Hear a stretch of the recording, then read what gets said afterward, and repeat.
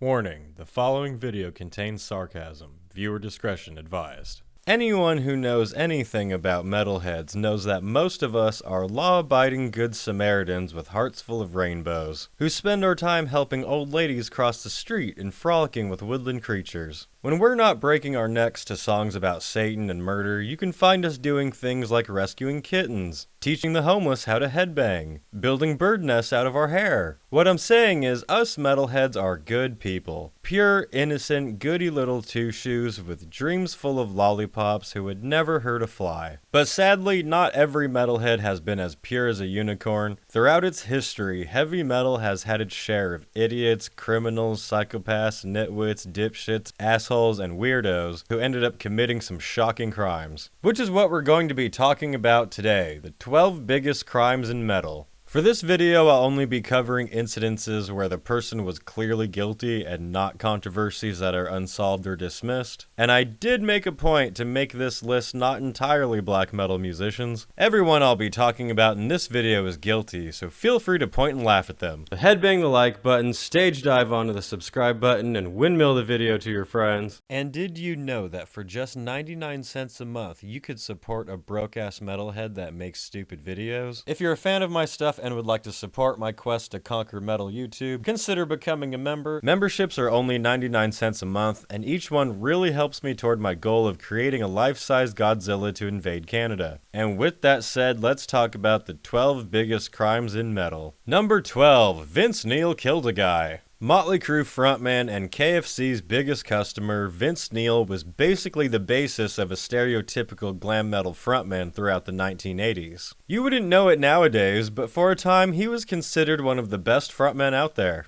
Known for his debaucherous lifestyle and allergy to being sober, Vince Neil soared to the heights of fame in the 1980s, but all of that almost came to a sudden stop in 1984, when Vince Neil took that energy and crashed it on Sunset Boulevard. Vince had been having a house party at his home in Hollywood when he and fellow glam metal musician Razzle, drummer of Hanoi Rocks, decided to take a quick drive to the liquor store to re-up. Vince was driving, even though he was less than sober, with Razzle in the passenger seat, when Vince ended up losing control and smashing into oncoming traffic. Vince was a little banged up from the accident, but his passenger Razzle was pronounced dead on the scene, with the driver of one of the other vehicles breaking several bones and ending up in a coma for a month as well. Vince was arrested, and the press put the story all over the news as the world waited to see what would happen to the singer. What would happen to him would turn out to be not much. Somehow, in a complete twist of judicial fuckery, Vince was found guilty of vehicular manslaughter, but he only had to serve 20 days in jail and pay $2 million in damages to the affected parties. That's right, viewer, in the 1980s, you could kill someone for just $2 million,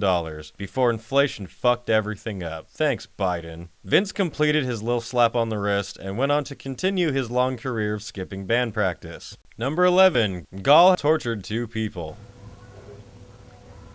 Satan. Black metal frontman and connoisseur of long awkward pauses, Gaahl has always had an affinity for being dramatic. He's a man who is very stern and concrete with his ideals and beliefs. He's the kind of musician you see performing on stage and think to yourself, yeah, he would probably kill me. Well, it turns out that that's a pretty safe bet, because he did almost kill someone. Twice. Gaahl has been arrested twice for assault, after he decided to reenact the movie Hostel and torture 2 people, in 2 different incidences. One, a guy in the year 2000, and another guy in 2002. For the second incident, Gaahl apparently got in an altercation with the man at a party, where he ended up trapping and torturing him for several hours. Gaahl apparently severely beat the man and collected his blood in a chalice, which he first claimed he was going to drink, but then stated that it was just so he wouldn't get blood all over his lovely furniture, while probably doing some weird Silence of the Lambs shit. During the trial for the big scary evil Satan singer, his mother took the stand in his defense, claiming that she found him threatening to drink the man's blood hard to believe because, quote, my son is a vegetarian and very fussy about food. Gaahl ended up serving 14 months in a Norwegian prison for the crime, which is basically like going to an American summer camp, so it was probably a pretty nice vacation for him, to be honest. Number 10. Tim Lambesis fails to kill his wife. Back in the early 2000s, in the days of MySpace and Scene Kids, a new genre of metal developed called metalcore. and one of the leaders at the time was As I Lay Dying, led by Tim Lambesis. Throughout their success, Tim developed a weird obsession with working out, and it didn't take long for his favorite daily meal to become steroids. Tim's heavy steroid use led to him doing some real weird shit. While on tour with As I Lay Dying, Tim sent an email to his then wife saying he didn't love her anymore and wanted a divorce. She then did file for divorce and stated his steroid use was causing them serious problems and just making him an all-around asshole who would spend all of their money on tattoos. As is quite natural in a divorce, Tim wanted to kill his now ex-wife, but unlike most divorcees, he actually decided to go through with it. But he wasn't gonna do it himself. He was too much of a pussy to take the OJ way. He sought to hire a professional, but he didn't go the route of dialing 1-800-assassination. He decided with his very intelligent, juiced-up brain to just ask someone at his local gym if they knew anyone. Hey bro, you know any hitmen, bro? My ex be tripping, bro. Surprisingly, that didn't work out. The man he talked to took that information and went straight to the police. The police set up an undercover investigation, and Tim, not suspecting any errors in his master plan, provided an undercover cop who was posing as a hitman with $1,000 in an envelope and exact instructions on when and how to get into the home to kill her. When the undercover cop asked Tim if he wanted her dead, Tim, not knowing the conversation was being recorded, said, "Yes, that's what I want." Gotcha, bitch! Tim was arrested, and pictures of him in court in his nice new jumpsuit filled the media airways. Tim was sentenced to 6 years in prison, which meant the metal world was free of As I Lay Dying material, much to the delight of my ears. Tim has since been released from prison and is now not only back with his band, but he has since been remarried twice. How the fuck does that happen? His first new wife even ended up divorcing him. Goddamn, she must have been terrified. Number 9, Pat O'Brien freaks the fuck out. So this one is honestly a bit sad, so I won't be quite as mean on this one. Maybe a little bit, but I do feel bad for the guy. Reigning heavyweight champions of death metal Cannibal Corpse are known for their brutal and grotesque lyrics about mutilation, murder, and insanity, even if their menacing singer Corpse Grinder is really just a big old teddy bear in real life. In 2018, however, their guitarist Pat O'Brien almost lived out some of their lyrics too literally. In December of 2018, in his home of Tampa, reports state that O'Brien had broken into a neighbor's home and proceeded to go insane. You are freaking out, man. Shoving a woman down and hiding in their closet, yelling that the rapture was coming. While this was happening, O'Brien's house down the road was currently on fire. O'Brien hid in the backyard of whoever's home this was until a police officer arrived. Reports state that a responding deputy gave him orders. Instead of complying, O'Brien charged at the deputy with a knife. The deputy then tased him, taking him into custody afterward in Florida. How the hell did he not get shot after charging a cop with a knife in Florida? I'm not saying he should have been. I'm definitely glad that he was not, but that's like a fucking magic trick right there. After he was arrested, police searched his now burnt home and found such a stockpile of weapons that it could have armed a small country. They found over 50 shotguns, 10 semi-automatic rifles, 2 Uzis, 20 handguns, 2 flamethrowers because one just isn't good enough, and mounds upon mounds of ammunition. It's not exactly clear just what the hell he had this arsenal for, but O'Brien ended up being sentenced to time served, 150 hours of community service, and rehab. Not a bad deal for charging a cop with a knife, I gotta say. He could have gotten 30 years. It does seem like this was widely recognized as a sudden mental health episode from someone who has been relatively healthy otherwise. So thankfully it looks like all the steps were taken to put him back on a good track. Today O'Brien keeps a pretty low profile, having only made a handful of appearances with other bands here and there. But to be fair, the Cannibal Corpse guys have always expressed their support for him, and fans have always gone wild with excitement and support when he has made his appearances. So good for him. Back to talking about assholes. Number 8, Manowar guitarist is a kid diddler. Manowar were the embodiment of delusional grandeur, self-proclaimed kings of metal and creators of more cheese than a dairy farm. Manowar has had a long career as metal's biggest cornballs, but as it turns out, their longtime and well-known guitarist Carl Logan was hiding some really gross shit behind the scenes. Fans of the band were shocked when on August 9th, 2018, Carl was arrested for possession of very inappropriate and illegal videos of young children. The kind that should reward someone with a one-way ticket to a wood chipper. He was charged with 6 counts of third-degree exploitation of a minor. I think that means that he knowingly downloaded and kept videos, but he did not commit the act himself. At least he wasn't charged with that. He was sentenced to 5.5 years in prison in 2022, but personally, I still think he should have gotten the wood chipper. Number 7. Faust stabs a gay man. The second black metal musician to make this list, but definitely not the last. Faust, drummer of black metal band Emperor, and one of the founders of the Norwegian black metal scene, was arrested in 1993 and sentenced to 14 years in prison for murder. While walking home from a bar, Faust was approached by an older man who propositioned him for a gay old time in the Norwegian woods. Faust agreed to go with the man, but once they were deep enough in the woods, Faust gave him the bad kind of poke, with a knife. 37 times. After the murder, Faust only told a few other close members of the black metal scene about it, and some of them didn't even believe him. He actually got away with it for about a year, until he was arrested for aiding in another crime and ended up confessing to the murder. He served 9 years and 4 months in prison and has since returned to music, describing the crime as an act of impulse that he deeply regrets. And what was that other crime he was arrested for? Well, we'll get to that a little bit later. Number 6. Legendary album cover artist disembowels his father. Boy, that escalated quickly.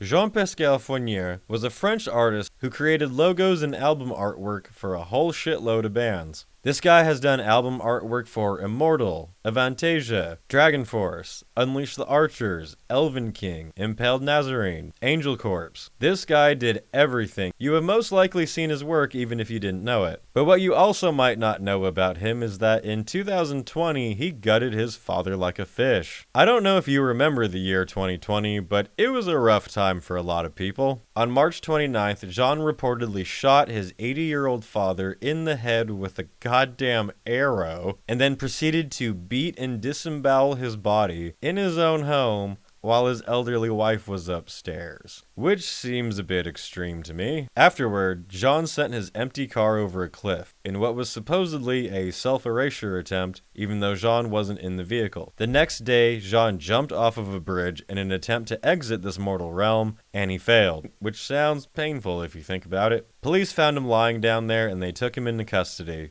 And that is all I could find about this story. This happened in 2020, and so far I can't find an update, or a motive, or a sentencing, or anything. Strangely, most of the details of this one seem to still be a mystery. Number 5. The murder of Dimebag Darrell. Pantera were a metal band popular in the 1990s that a lot of people got really mad at me for forgetting to include them in my History of Metal video. Founding guitarist Dimebag Darrell became a legend in his own right, earning the respect of fans for shredding like a beast and just being an all-around good dude. Pantera and its members have had quite the history of controversy, but it was pretty universally agreed that Dime was an awesome and well-respected guy. In the beginning of the 2000s, Pantera disbanded, and Dime and his brother Vinnie Paul would go on to form the band Damageplan. In December 2004, Damageplan had just taken the stage at a club in Ohio, and were ripping into their first song, when suddenly unimaginable horror happened. Nathan Gaahl, a failed Marine and worthless waste of air that should have been aborted, suddenly stormed the stage with a pistol and shot Dimebag Darrell 3 times in the back of the head. The mixture of pure metal excitement with the band launching into their first song, suddenly being thrown into horrific slaughter, stunned the crowd, many of whom didn't move at first, unsure if this was some weird stage antic. The band's head of security immediately tackled the prick, but he was also shot and killed, after which it was obvious to everyone what was happening. The worthless shitstain would end up also killing a fan and an employee of the venue who were trying to help the already deceased Darrell. Shitstain fired more rounds from the stage into the crowd, injuring 3 other people and taking 1 hostage. Thankfully, it was at that very moment when the absolute badass known as Officer James Nigmeyer walked in through the back door of the club with a 12-gauge Remington like the Terminator, found himself behind the shooter unnoticed, and proceeded to blow shit-stained McFuckface's head off. Which is a hell of a shot with a 12-gauge in a hostage situation. Damn, this dude is legitimately a hero. After the tragedy, it was learned that Nathan the Walking Mistake Gaahl was a bona fide medically diagnosed schizophrenic, who had a super fucking weird obsession with Pantera. Was started as a fan who worships the band a little too much, turned into paranoid delusion that Pantera were directly speaking to him through album covers. Shitstain developed maniacal animosity toward Dimebag and Vinny specifically, believing they were stealing his identity and his ideas for music, and began telling other people that he was suing them. Which, by the way, side note, is a huge sign of schizophrenia. Not even being sarcastic here, I've witnessed it firsthand. If you know someone who is a bit odd and suddenly starts saying that they have several lawsuits against people, you might want to keep an eye on them. Because that's exactly what happened here. Despite Nathan's insane obsession, supposedly no one had any reason to think he was dangerous. Yet on December 8th, Nathan went to the show with the sole intention to kill both Dime and Vinny. The shooting left a deep scar on the rock and metal world, and Dimebag's funeral was treated as nothing less than rock and roll royalty. He was buried in a Kiss casket that was personally donated by Gene Simmons, who Dimebag was a huge fan of, and his ultimate guitar hero, Eddie Van Halen, laid one of his original guitars that Dimebag coveted in the casket with him. To this day, Dime is respected as a legend in the rock and metal world, with fans still regularly visiting his grave to pay their respects. Number 4. Goatlord guitarist double murder. That sounds like a weird order at Burger King. Goatlord were an extreme metal band from Las Vegas, active between 1987 to 1997. They built a strong cult following within the underground, with their demos hitting the tape trading scene and being hailed by their fans. After the band split, most of the members went to form other bands, but guitarist Joe Franklin would go on to be a murdering, psychopathic sack of shit. In 2015, metal fans read one of the most shocking stories to come out of the underground. At 7 a.m. on October 2nd, Joe Fuckhead went into his neighbor's home and shot the 39-year-old mother dead in front of her 3 children. Joe then kidnapped her oldest son and took him back to his home, where he sadly executed the boy before taking his own life. Some of shithead Joe's neighbors said he had been acting very strange in the last several weeks, having sold all of his possessions, barricading his windows, and setting up skateboard ramps in his yard for kids, even though he did not have any of his own. This horrible story daunts the memory of Goatlord's music, as understandably it's kinda hard to look past a musician doing something that horrible. Which isn't a knock on anyone who does still listen to the music, I'm just saying.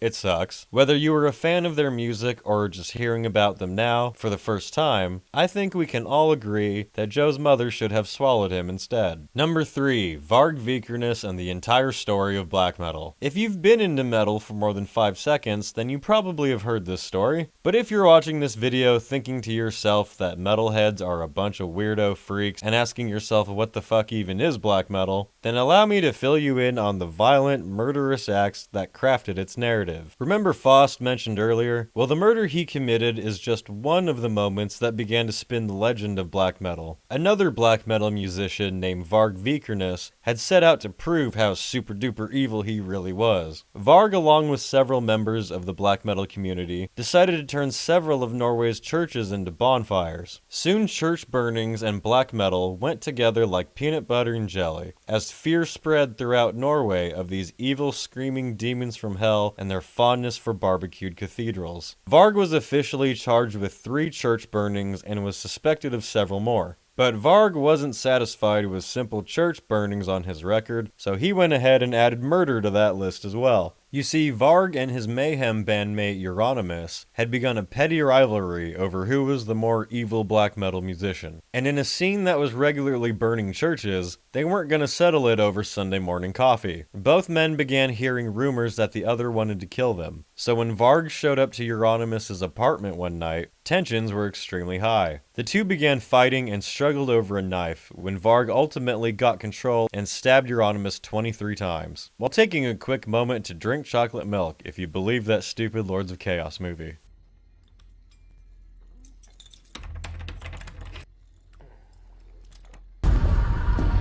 Varg was arrested and charged with the murder and the church burnings, earning him a trip to Norwegian prison for about 15 years. Being behind bars didn't stop the black metal shit stir from stirring more shit, as he spent much of his prison time writing articles for neo-Nazi magazines and attempting botched prison escapes. You gotta find ways to spend your time, you know? In the late 90s, a radical group of 5 idiots were arrested, suspected of terrorism plots throughout Norway. One included breaking Varg out of prison. Included in that arrest was Varg's own mother, for giving the group 100,000 kroner, although she claimed to not be aware of their extremist plans, and some authorities suspected the money actually came from Varg himself. Then in October of 2003, Varg actually did escape prison very briefly, after he was moved to a low-security prison. Varg carjacked a family at gunpoint, and was caught the following day in said vehicle, with a knife, a gas mask, camo clothing, a GPS, laptop, maps, and a phone. Police also searched the small cabin he had been hiding in during his escape and found a handgun and automatic rifle. Clearly, he was just on his way to the public library to read books to schoolchildren. Varg served his time and was released in 2009, taking up the life of an old farm man who talks about how superior his race is to his phone while he struggles to fix his old-ass truck.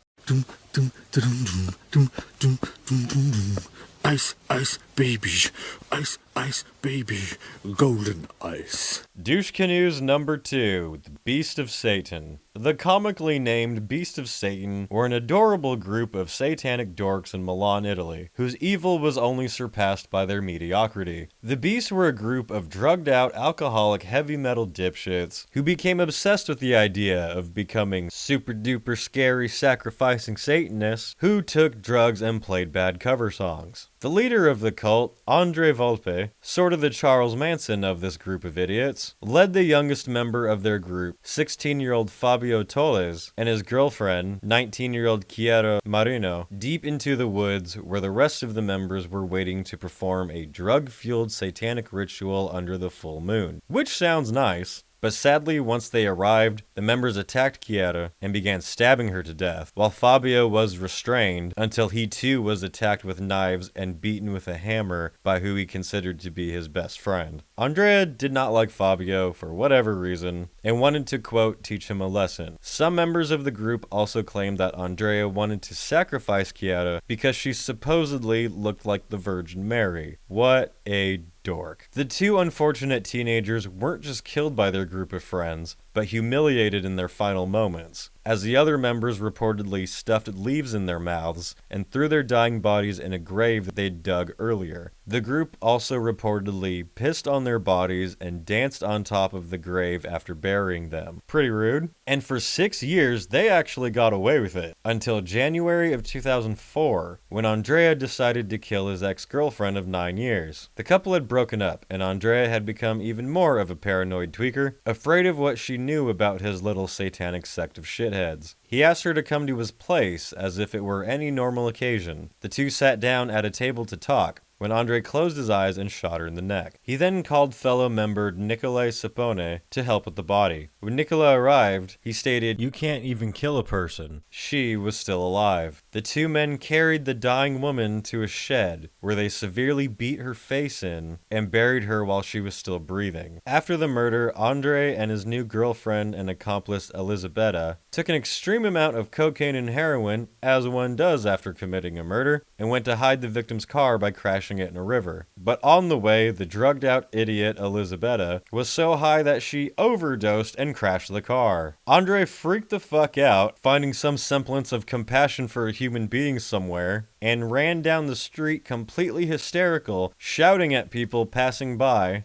until he was eventually approached by police, where he admitted to being on a lot of drugs and begged them to help his OD'd girlfriend. Somehow, I'm willing to bet he hadn't expected on begging police for help moments after he had just beaten a woman to death. The satanic shitheads were arrested, and police eventually found the victim's still warm body. But at this moment, this was the only crime Andre was suspected of. Little did he know that there was someone in the shadows with every bit of evidence needed to expose the full extent of his crimes. From the very night of the first killing 6 years prior, Michel Tolles, father of the group's first victim Fabio, began an unrelenting search for his missing son. This guy was a badass. He took it upon himself to become the Italian Batman and solve this crime himself. And I say that all with nothing but respect for this man. He began searching his son's belongings and investigating every possible lead he could find, eventually finding the connection to a satanic cult, eventually finding his way to interrogating the members and studying every single symbol of theirs, compiling a case file that would make Sherlock Holmes proud. He pieced together every thread he could about the group's involvement with satanic rituals and missing persons reports. Several times throughout those years, Michel repeatedly went to the police with his evidence, but as you could probably guess, they didn't do jack shit and told him he was overreacting. Michel never gave up the search for what happened to his son, and when Andre was arrested for the girl's murder years later, he presented the police who would finally listen to him with so much evidence linking him to the other killings that a judge just had to look at it and go, "Yep, Andrea eventually confessed to the crimes and led authorities to the victims' bodies still deep in the woods." Andrea received a 30-year jail sentence for being a dickhead, with several members of the Beast also receiving life sentences. Though they were only charged with the 3 proven murders, they were highly suspected in several other unsolved deaths of former Beasts of Satan members. You know, it's funny, being a young teenager getting into metal and hearing about all this black metal stuff, I'd think, those guys are so evil. And now that I'm in my 30s, I just look at them like a bunch of dipshits. And number 1 for the worst crime on this list goes to Lostprophets. The Lostprophets were a highly successful rock, new metal, alternative metal, whatever you want to call them. They barely had the slightest microcosm of metal in their music. But hey, if we're talking about horrendous musicians who you wish would swallow a nice big chainsaw, then we have got to talk about their frontman Ian Watkins. In the early 2000s, Lostprophets saw massive success as hordes of scene girls gushed over their mediocrity. But it turns out that scene girls who were fresh out of high school were what Ian would consider to be senior citizens. In 2012, after having been arrested for unrelated drug charges, police searched Ian's home computer and found what the judge would end up describing as new depths of depravity. Watkins was described as a committed, organized pedophile and potentially the most dangerous sex offender one officer had ever seen. Throughout Lostprophets' highly successful career, Ian was secretly committing the worst crimes known to man. He even eventually requested his own dressing room on tour separated from the rest of the band, where many of his crimes supposedly took place behind the scenes. Watkins was convicted, this is about to get real gross by the way, of 3 counts of sexual assault on children, attempted assault on a 11-month-old boy, 6 counts of possessing and creating child assault videos, 1 count of possessing an image of an extreme sex act on an animal, and all of the counts of being a repulsive cunt. The full details of his crimes are some of the most horrid shit I have ever heard, things including young mothers drugging and performing acts on their own infants. Yeah, stuff that should immediately get all of them sentenced to being crucified upside down while on fire. The lost pedophile was sentenced to 29 years in prison. What the fuck? Somebody get the wood chipper.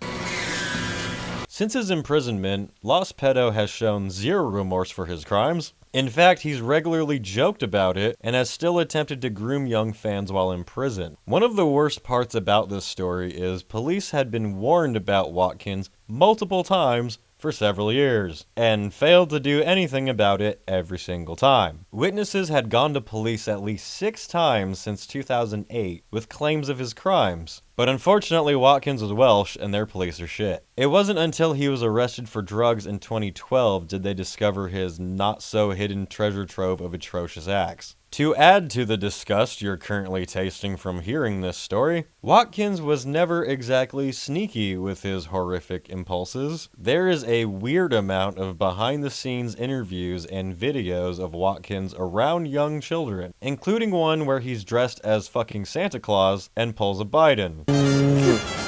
Stop smelling him! Why?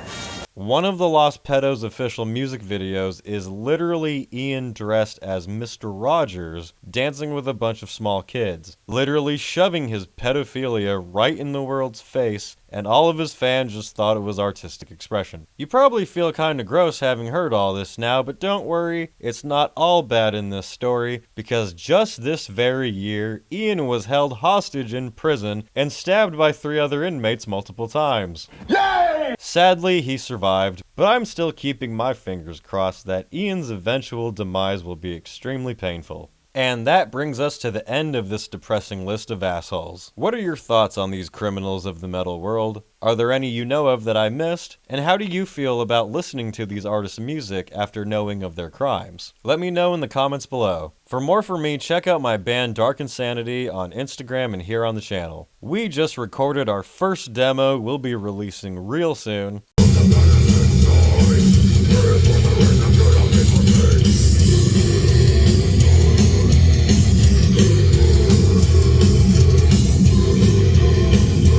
We're taking part in the Wacken Metal Battle this year, where unsigned metal bands compete in a Battle of the Bands competition for the chance to play Wacken Open Air. Our first performance is March 2nd at Stages in Santa Ana. Come out and support us if you want, that would be cool. We're also playing the Tulminator Festival in Slovenia in July, our first European festival show at the most beautiful metal festival in the world. Come check it out. You can also follow me on Instagram and Twitch if you like. I'm about to start streaming over there, so check that out. Links for all of my cool stuff are in the description of this video, so go check those out. Anyway, that's it for now, and I will see you in the next video.